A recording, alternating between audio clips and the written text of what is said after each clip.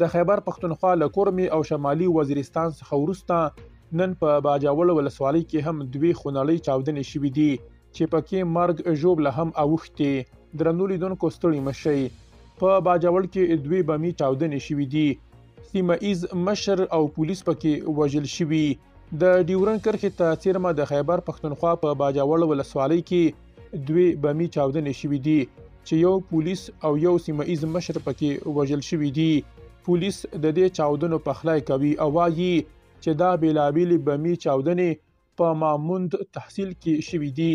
د باجوړ د پولیسو ویاند د خالي یاشنبې پر ورځ د امریکا غږ ډیوې څانګې ته ویلي لومړی بمي چاودنه د لوی ماموندو په ایراب سیمه کې شوې چې پکې د ملک اصغر په نوم یو سیمه ایز مشر وژل شوی دی.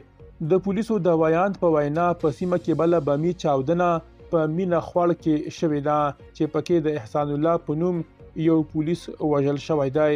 پولیس وایي له بمي چاودنو وروسته امنیتي ځواکونه د پیښې ځایونو ته رسیدلي او پلټنې یې پیل کړي دي.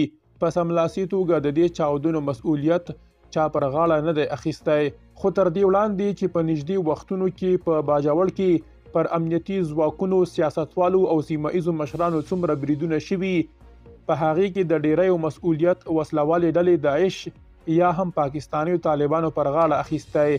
تر دې وړاندې د نومبر پر 15مه په باجوړ کې د جماعت اسلامي د ګوند عمومي سکتر حامد صوفي په یو وسلوال برید کې هغه مهال وژل شوی و چې په جومات کې له لمونځ کولو څخه وروسته کور ته روان و.